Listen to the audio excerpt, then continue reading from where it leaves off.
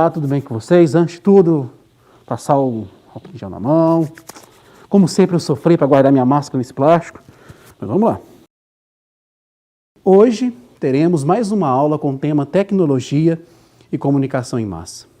Daremos continuidade à aula anterior, para melhor compreendermos sobre o uso da tecnologia e da comunicação em massa na organização política do nosso Brasil. Teremos um breve recorte histórico, que começará nas eleições presidenciais de 1945 e terminará no suicídio de Vargas em 1954. Ou seja, 9 anos de intensos movimentos e brigas políticas que se valeram de muitas estratégias comunicativas e também do uso das tecnologias de sua época. Vamos aprofundar o tema, mas antes vamos relembrar alguns aspectos importantes da aula anterior.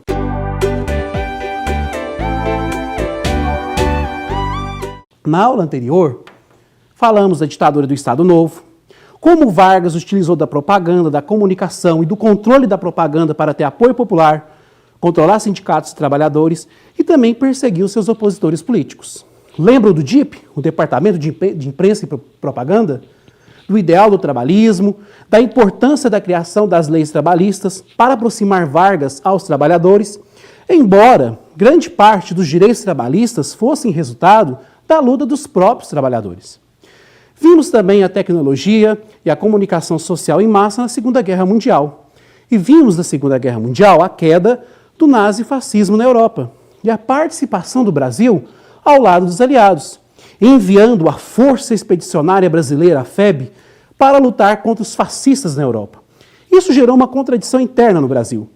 O Estado Novo é uma ditadura, porém envia tropas brasileiras para lutar contra as ditaduras na Europa, ou seja, a participação do Brasil na Segunda Guerra Mundial, ao lado dos aliados, contribui muito para a queda do próprio Estado Novo e para que aumentasse e houvesse manifestações em favor da volta da democracia no Brasil.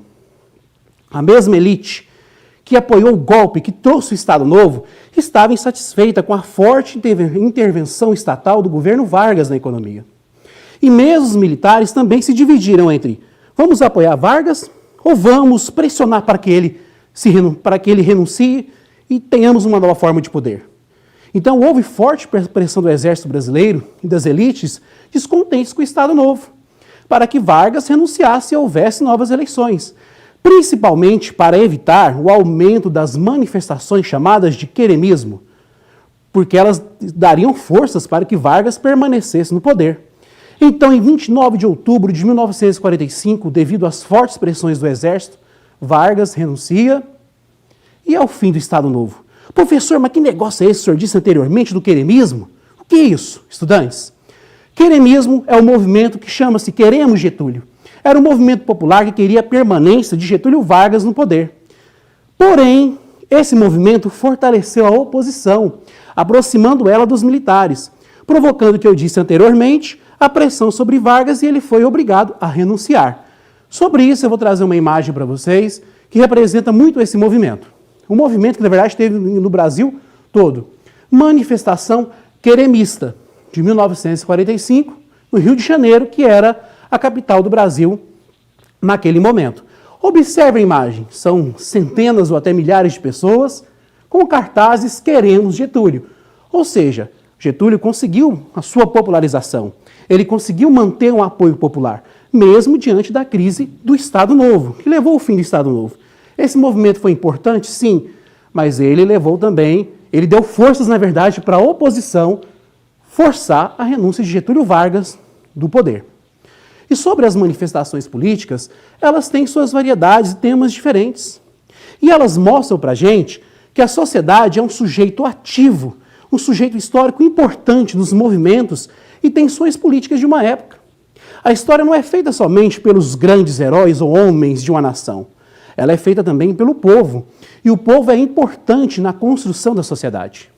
Então, queridos estudantes, agora passamos a ter novas eleições para a Presidência da República, para o Senado e para a Câmara dos Deputados, com a volta da legalidade partidária. Então, teremos vários candidatos com suas devidas propostas. A política, ela é um dos locais sociais em que as tecnologias e a comunicação em massa são usadas de forma intensiva, em prol de uma vitória na eleição, pois você necessita convencer seus eleitores de suas propostas e, ao mesmo tempo, desqualificar seu oponente.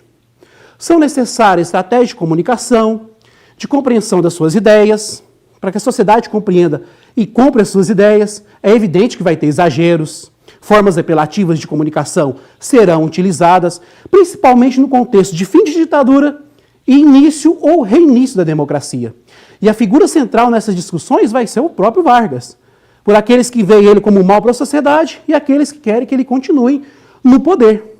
Novamente, o rádio, os panfletos, cartazes, jornais, charges, que é um humor crítico na política, e os comícios são as formas comunicativas para a participação direta e ativa da sociedade brasileira nas eleições.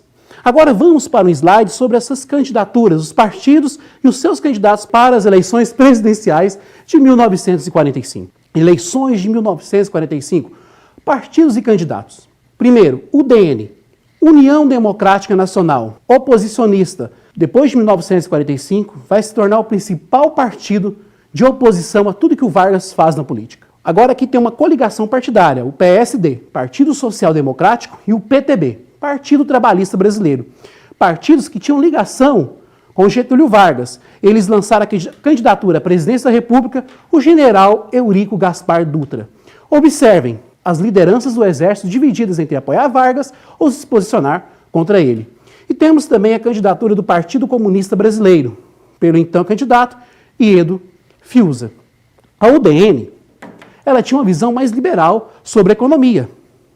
Eles eram críticos ferrenhos à forte intervenção do Estado Novo na economia. Para eles, a economia deveria ser regulada pelas leis do mercado. E empresas e capitais estrangeiros deveriam ter liberdade para atuar no Brasil. Já o grupo político ligado a Vargas abriu-se à entrada do capital estrangeiro, porém, deveria ser regulado pelo Estado, na visão deles. Um dos pontos de encontro entre a UDN e a coligação partidária que representava Vargas era o anticomunismo. Ambos, em seu discurso, defendiam o combate político e ideológico ao comunismo. É interessante observar que, mesmo com a forte oposição da UDN e com o apoio de grande parte da elite e também dos setores militares ao candidato brigadeiro Eduardo Gomes, quem venceu as eleições foi o candidato próximo a Vargas, o general Eurico Gaspar Dutra. E Vargas continua ainda ativo na política, porque ele foi eleito senador pelo Rio Grande do Sul, ou seja, ele vai representar o Rio Grande do Sul no Senado, mostrando que Vargas tinha ainda uma força e atuação política, mesmo após o fim do Estado Novo. Esse senhor é o presidente Eurico Gaspar Dutra, eleito em 1945. Olha aqui a faixa presidencial, observe a beleza ou a falta de beleza dele, vocês que julguem.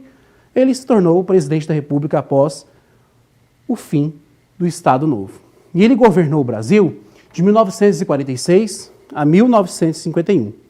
E com uma nova forma de governo, junto ao Congresso, ele elaborou e aprovou uma nova Constituição para o Brasil. Em 18 de setembro de 1946, tivemos mais uma Constituição no Brasil. Professor, mais uma? Sim, é a 5ª Constituição. Vamos ver alguns pontos de destaque dessa nova Constituição. Vamos lá, novo slide. Constituição de 1946. Dizia ela ser favorável ao quê? A ampla liberdade de expressão, associação e pensamento.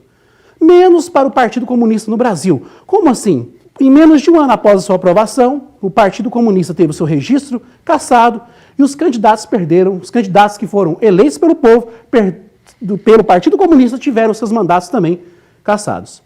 A Constituição de 1946 também garantia um direito de greve aos trabalhadores, menos para as atividades essenciais como saúde, segurança pública, entre outras atividades. Permitia o voto para todos os brasileiros de ambos os sexos, menos para os analfabetos. É triste dizer, ainda a realidade do Brasil era uma realidade de um país em que quase da metade da população era analfabeta, ou seja, menos da metade da população brasileira poderia, então, votar. E o sistema que foi abordado nessa Constituição foi um sistema presidencialista, em que o chefe do executivo seria um presidente eleito para um mandato de 5 anos, sem reeleição. O governo Dutra deu continuidade aos fortes investimentos estatais nos setores produtivos. Mas ele também estimulou a importação, a entrada de capital estrangeiro e entregou parte do desenvolvimento nacional à iniciativa privada, De certa forma, ele também agradou aos liberais da UDN.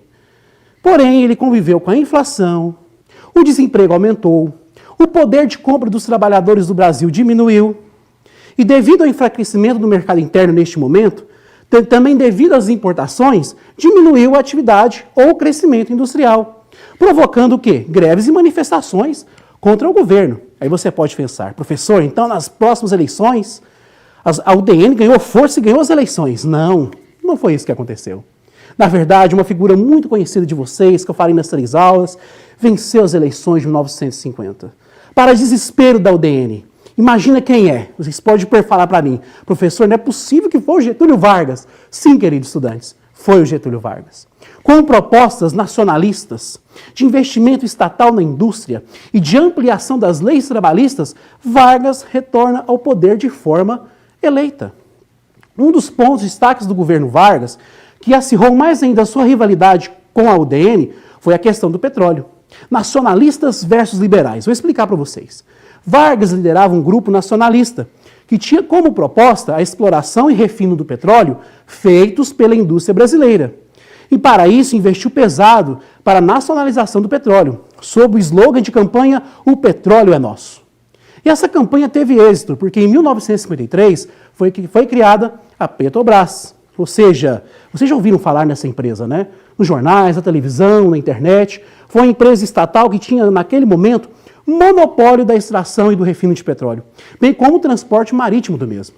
Já os liberais eram favoráveis que a exploração do refino, que a exploração e o refino do petróleo também fossem feitas por empresas estrangeiras, que, segundo eles, estimularia a concorrência do mercado e assim ativaria a economia no Brasil, trazendo mais empregos. Vou para um slide mostrando o Getúlio Vargas na campanha do Petróleo é Nosso. Getúlio Vargas e a campanha O Petróleo é Nosso. Refinaria de Mataripe, Bahia, um ano antes da criação da Petrobras, em 1952. Para muitos, esse gesto dele sujar a mão do petróleo e apresentar ali para a sociedade foi um gesto populista para os seus críticos. Mas foi um gesto que fortaleceu a campanha do Petróleo é Nosso e, posteriormente, favoreceu a criação da Petrobras. Vale ressaltar ainda que o ideal do trabalhismo estava de pé. E a crise do governo Dutra trouxe comparações com as formas de governar. E Vargas, como bem entendemos na aula passada, utilizava bem dos discursos políticos para se aproximar dos trabalhadores. E ele ainda mantinha um certo e considerável apoio popular. Após as eleições, logo no primeiro ano, voltaram aquelas comemorações do Dia do Trabalhador, que voltaram a ser, no estádio do Vasco da Gama, um importante local de comunicação entre Vargas e os trabalhadores. Vamos agora ver um vídeo sobre esse discurso de Vargas aos trabalhadores, para melhor entendermos suas propostas, suas estratégias comunicativas e compreender mais ainda o ideal trabalhista. Vale ressaltar que a qualidade do áudio da imagem é tão boa e também a forma de falar difere um pouquinho dos nossos dias, porque a linguagem, tanto falada e escrita, passa por modificações. A linguagem também é uma construção social histórica. Então observe bem esse discurso, não durmam ou não se emocionem, estou brincando, mas vejam aí o vídeo.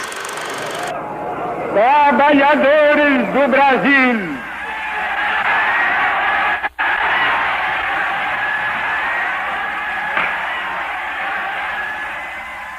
depois de quase 6 de afastamento, durante os quais nunca me saíram do pensamento a imagem e a lembrança do grato e longo convívio que mantive convosco, eis-me outra vez aqui ao vosso lado para falar com a familiaridade amiga de outros tempos.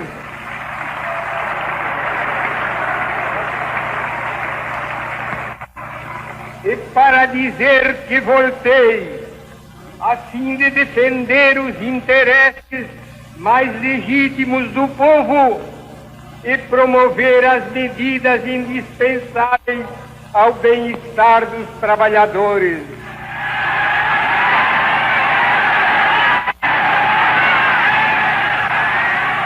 Esta festa de 1º de maio tem para mim e para vós uma expressão simbólica.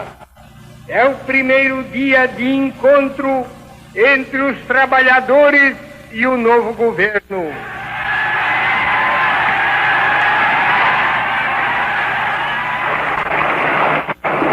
E é com emoção que retorno ao vosso convívio neste ambiente de regozijo e de festa nacional, em que nos revemos uns aos outros a céu aberto, em que o governo fala ao povo de amigo para amigo, na linguagem simples, leal e franca com que sempre vos falei.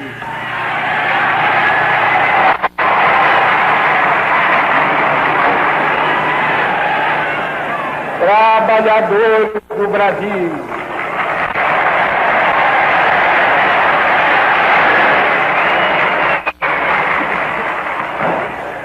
não me elegi sob a bandeira exclusiva de um partido, e sim por um movimento empolgante e irresistível das massas populares.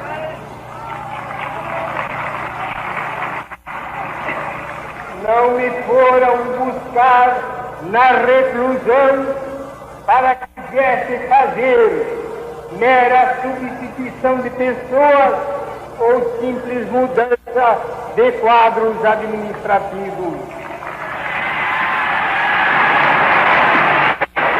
A minha eleição teve significado muito maior e muito mais profundo, porque o povo me acompanha na esperança de que o meu governo possa editar uma nova era de verdadeira democracia social e econômica.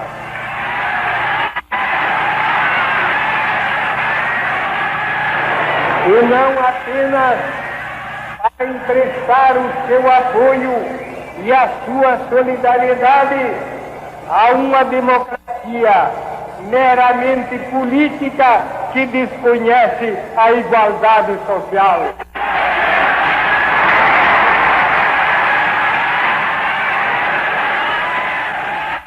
Percam a ilusão. Os que pretendem separar-me do povo ou separá-lo de mim. Juntos estamos e juntos estaremos sempre na alegria e no sofrimento, nos dias de festa como de hoje e nas horas de dor e de sacrifício.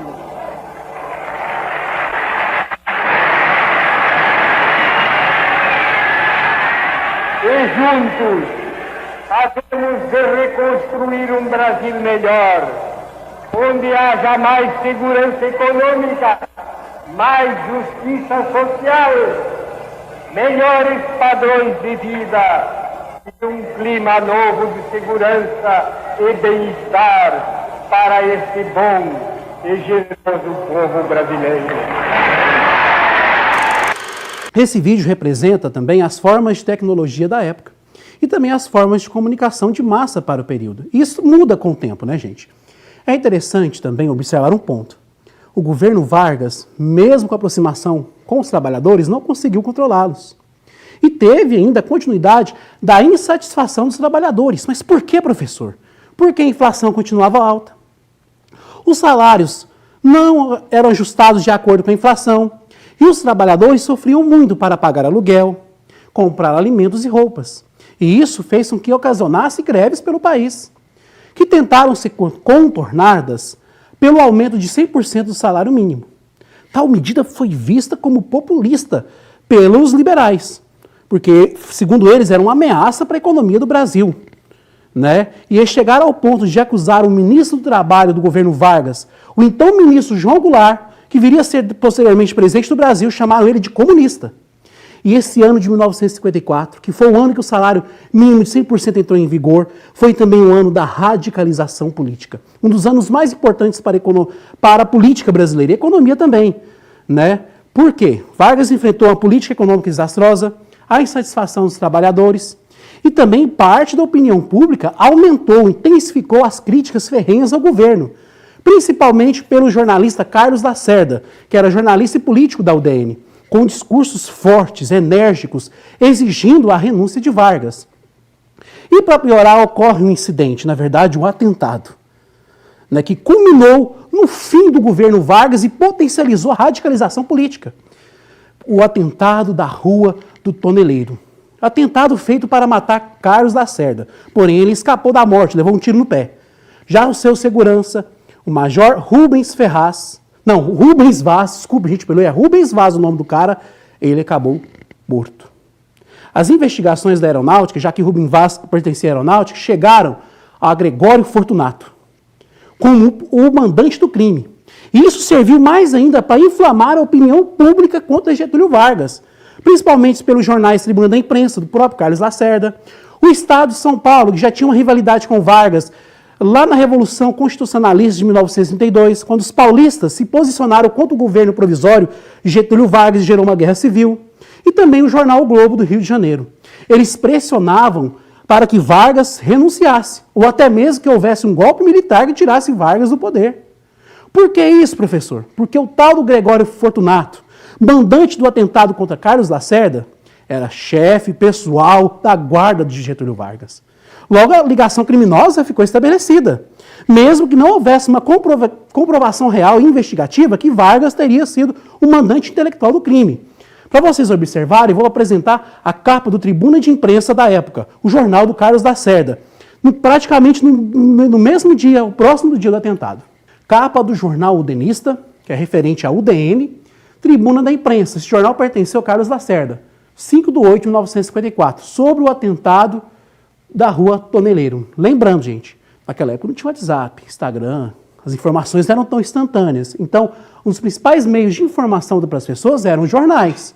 E mesmo aquela pessoa que não sabia ler, ela se aproximava daquela que lia, então tinha ali uma troca de conhecimento, né? Pena que não dá para aumentar a imagem com vocês, mas eu vou explicar alguns itens aqui. Tribuna da Imprensa, Eduardo Gomes, que era o brigadeiro que perdeu as eleições por Eurico Gaspar Dutra em 1945. Olha o que ele diz: a honra da nação brasileira exige a punição desse crime. Agora, a parte principal, que é para chamar mesmo a atenção das pessoas, a nação exige o nome dos assassinos. Aqui vocês vão observar, tem escrito sangue de inocente, a foto do major Rubens Vaz. E há um texto, um artigo do próprio Carlos Lacerda homenageando ele, contando como foi a situação. E nesse artigo aqui, que não dá para aumentar para vocês verem, ele acusa Getúlio Vargas de ser o mandante intelectual do crime. E aqui também, elementos da guarda pessoal de Vargas. Essa foto aqui não dá para vocês observar, é o Carlos Lacerda com a perna estendida sobre uma cadeira ou uma mesa, porque ele tinha levado um tiro no pé. E aqui, elementos da guarda pessoal de Vargas. Esse aqui, segundo eles, segundo Carlos Lacerda, segundo o jornal Tribuna da Imprensa, eles receberam uma ligação anônima que denunciava que pessoas próximas à guarda pessoal de Vargas é que tinham cometido esse crime. Então, toda a capa do jornal foi feita de maneira apelativa, de maneira também política, para colocar o crime nas costas de Getúlio Vargas. Isso colaborou e muito para que as pressões sobre Getúlio Vargas aumentassem de uma maneira terrível, de uma maneira fortemente considerável, melhor dizendo. E, professor, e como Vargas se posicionou acerca dessa pressão? As pressões vieram de Vargas de todos os lados. A elite, manifesto da aeronáutica e do exército, exigindo a renúncia de Vargas. A imprensa ligada ao UDN, como eu mostrei para vocês, ganhou ainda mais força. Vargas não resistiu às pressões. Ele escreveu uma carta-testamento dirigindo-se ao povo brasileiro e no dia 24 de agosto de 1954, suicidou-se. Ele deu um tiro no coração. Vamos ler alguns trechos dessa carta de Getúlio Vargas. Essa carta-testamento é um importante documento histórico, porque ela foi importante para a continuidade política do ideal de Vargas no Brasil, mesmo após a sua morte. E ela teve repercussões de todas as formas na política e na sociedade brasileira. E essa carta, ela tem muitas estratégias bem definidas de comunicação sobre a política, de como Vargas enxerga o povo, enxerga a política, enxerga a economia do Brasil. Que eu vou ler com vocês, peço que vocês, na casa de vocês, procurem através aqui do link e leiam essa carta com atenção. É uma carta muito importante. Ah, eu estava me esquecendo, sobre o atentado da Rua Toneleiro. até hoje tem muitas narrativas políticas históricas sobre esse atentado. Muitos dizem que foi tudo programado e feito pelo Carlos Lacerda para mover a opinião pública contra Getúlio Vargas, ou seja, foi algo encenado, embora morreu o Major Rubens Vaz, né? E a carta também de Getúlio Vargas, essa carta testamento, gera também outras narrativas políticas, falando que ela foi feita posteriormente à morte dele por pessoas próximas a ele. Mas, claro, a autoria, que a maioria dos historiadores dizem, é mesmo do Getúlio Vargas. E ela foi, como a população, professor, conheceu essa carta? Através do principal meio de comunicação da época, o rádio. Ela foi lida nacionalmente nas emissoras, nas estações de rádio naquele momento. E ela gerou uma forte repercussão e comoção no Brasil naquele momento. Vamos ler alguns trechos. Não vou comentá-los somente no fim, vou ler todos com vocês, esse que eu marquei aqui de amarelo. Mais uma vez as forças e os interesses contra o povo coordenaram-se e novamente se desencadeiam. Sobre mim, não me acusam, insultam, não me combatem, caluniam e não me dão direito de defesa. Precisam sufocar a minha voz e impedir a minha ação, para que eu não continue a defender, como sempre defendi, o povo e principalmente os humildes. Quis criar a liberdade nacional na potencialização das nossas riquezas através da Petrobras. E mal começa esta a funcionar, a onda de agitação se avoluma. A Eletrobras foi obstaculada até o desespero. Não querem que o trabalhador seja livre. Vou fazer uma pausa. Para ele, a liberdade do trabalhador estava nas empresas nacionais.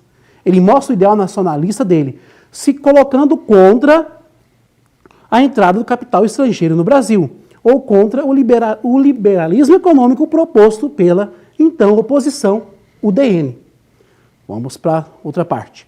Tem lutado mês a mês, dia a dia, hora a hora, resistindo a uma pressão constante, incessante, tudo suportando em silêncio, tudo esquecendo, renunciando a mim mesmo para defender o povo, que agora se queda desamparado. Nada mais vos posso dar a não ser o meu sangue. Se as aves de rapina querem o sangue de alguém, querem continuar sugando o povo brasileiro. Eu ofereço em holocausto a minha vida. Observem a linguagem religiosa. Ele quase se coloca como um Cristo que está dando a sua vida em favor da salvação do povo. Porque ele sabia utilizar essa linguagem religiosa, porque o Brasil é um país altamente religioso. Naquele momento, um país altamente católico.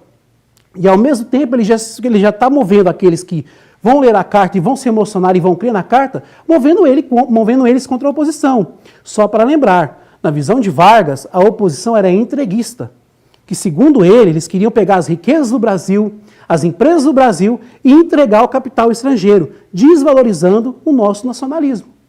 Isso eu estou falando, gente, na visão do Getúlio Vargas e dos políticos próximos a ele. Agora, uma das partes que ele utiliza mais o conteúdo emocional e com frases de efeito que entrarão, sim, na história da política brasileira. E os que pensam que me derrotaram, respondo com a minha vitória. Era escravo do povo e hoje me liberto para a vida eterna. Observe de novo a linguagem religiosa. Mas esse povo de quem fui escravo não mais será escravo de ninguém. Meu sacrifício ficará para sempre em sua alma e o meu sangue será o preço do seu resgate. Lutei contra a expoliação do Brasil. Lutei contra a expoliação do povo. Tenho lutado de peito aberto. O ódio, as infâmias, a calúnia não abateram o meu ânimo. Eu vos dei a minha vida, agora eu vos ofereço a minha morte. Nada receio. Serenamente dou o primeiro passo no caminho da eternidade e saio da vida para entrar na história. Quando a gente vai analisar politicamente, ele se coloca como um líder do povo, como um pai, como aquele que sempre negou a si mesmo em favor do povo. Então, e essa carta teve implicações no futuro político do Brasil. Só para vocês terem uma noção disso, a sede da Tribuna da Imprensa, o jornal do Carlos Lacerda, foi invadido por muitos manifestantes que ficaram revoltados com o suicídio de Vargas e que se emocionaram com essa carta.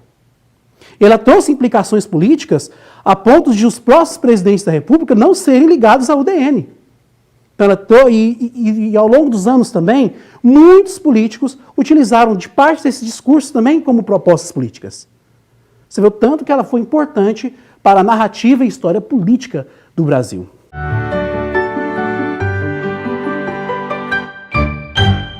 Por fim, estamos chegando ao final. Tratamos de muitos temas sobre a ótica tecnologia e comunicação em massa. e sua importância diante dos eventos políticos de nossa história e das políticas presentes nesses momentos. As interpretações, as informações que recebemos têm influência nas eleições, nas manifestações que organizamos contra ou favoráveis a um tipo de governo. As narrativas políticas, próximas ou distantes da realidade, com as chamadas fake news de hoje, a popularização das ideias, mostra-nos a participação direta e indireta, ativa do povo na construção política e identitária de nossa história. E traz uma análise muito importante para a gente compreender melhor as tecnologias e os meios de comunicação social de uma época. Estudantes, espero que tenham aprendido bastante, que possam produzir conhecimentos e pesquisas sobre o assunto e não deixe de fazer os exercícios dos PETs dos seus professores e nem também os exercícios do portal da Prefeitura. Abraços e até a próxima aula.